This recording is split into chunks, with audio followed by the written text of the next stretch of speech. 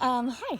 Recently, I did a unit on folk music, and as part of that unit, I had students learning the song Love Somebody from Jump Right In, and we put a little dance to it, and then the next step was to identify the different chord patterns in the song, tonic and dominant, and eventually move forward in understanding those chord patterns and being able to improvise within the chord structure. So, after doing the song with the students, I had them identify those chords as tonic and dominant by holding up their hand for tonic or dominant, 1 for tonic, 5 for dominant. And after reflection, after the lesson, I realized that a lot of the students weren't quite able to remember quickly which number represented which chord. So even though we talked about scale degrees, it was too much for the 4th graders to pull together. So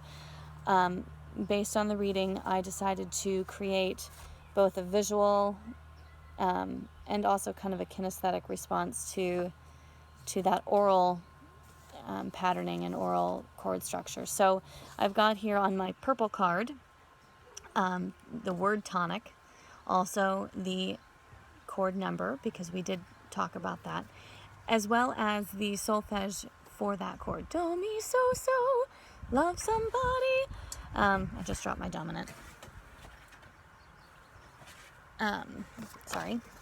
I also, on the back of this chord, of this purple card, I wrote the chord in notation, because I do have some music readers, and I wanted them to have that additional notation, because we've been putting notes on the staff.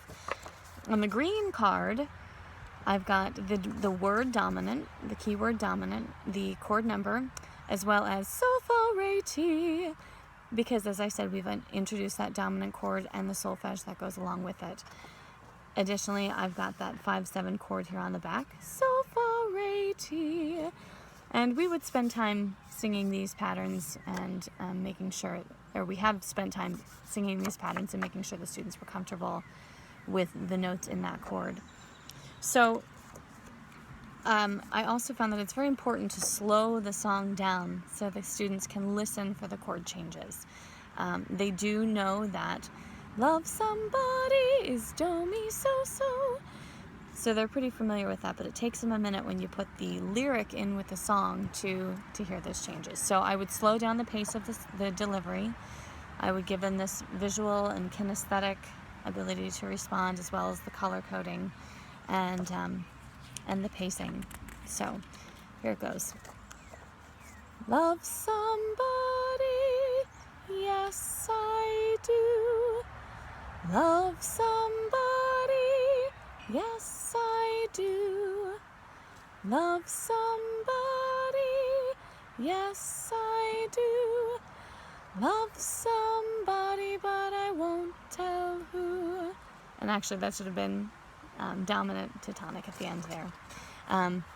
But I think that this would give students just that much more support and scaffolding, that understanding of the harmonic structure, and then moving them forward into the ability of improvising, because they've got those chord tones there in front of them as the next step of the lesson. Thanks.